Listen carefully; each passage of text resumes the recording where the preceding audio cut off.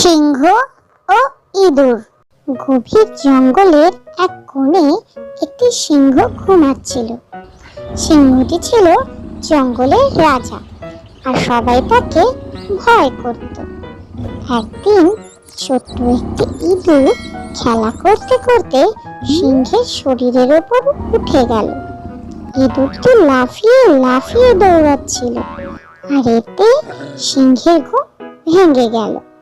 সিংহটি খুব রেগে গেল এবং এক ঝটকায় ইঁদুরটিকে তার পাঞ্জায় ধরে ফেললো।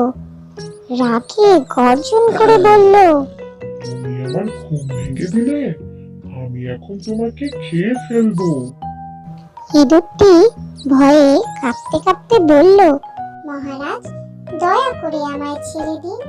আমি এত ছোট যে আমাকে খেয়ে আপনার পেটও ভরবে না। যদি আমাকে ছেড়ে দেন, আমি একদিন আপনার উপকার করব। সিংহটি ইঁদুরের কথা শুনে জোরে হেসে উঠল। সে বলল, তুমি এত ছোট, তুমি কিভাবে আমার উপকার করবে? তবে ঠিক আছে, আজ তোমাকে ছেড়ে দিচ্ছি। সিংহটি ইঁদুরটিকে ছেড়ে দিল, আর ইঁদুরটি দৌড়ে পালিয়ে গেল।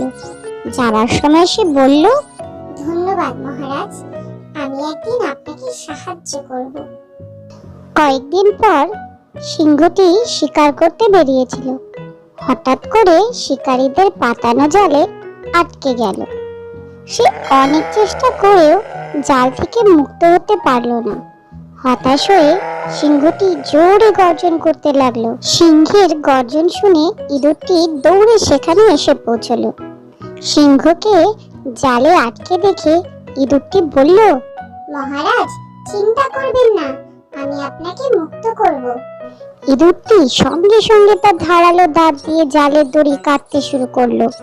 কিছুক্ষণ পর ইঁদুরটি জাল কেটে সিংহকে মুক্ত করে দিল। সিংহটি মুক্ত হয়ে ইঁদুরটির দিকে তাকিয়ে বলল, তুমি সত্যি আমার উপকার করেছো।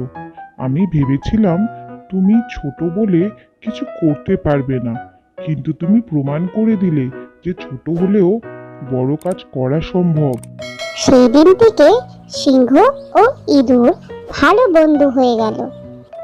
নীতি কথা, কারো আকার বা শক্তিকে ছোট করে দেখা উচিত নয়। ছোটরাও বড়দের সাহায্য করতে পারে।